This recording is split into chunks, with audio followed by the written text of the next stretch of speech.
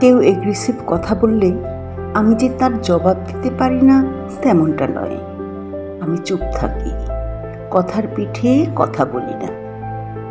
এটা আমার বিনয়, আমার শিক্ষা, আমার জীবনযাপনকে সুন্দর ও পরিচ্ছন্ন রাখার একটা ব্যক্তিগত পদ্ধতি।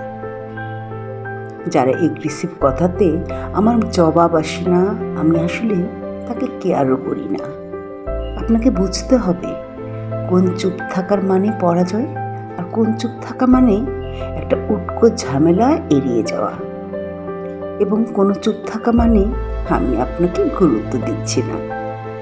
নৈশব্দ সবসময় দুর্বলতা নয়, কখনো কখনো এর চেয়ে শক্তিশালী আর কিচ্ছু হয় না।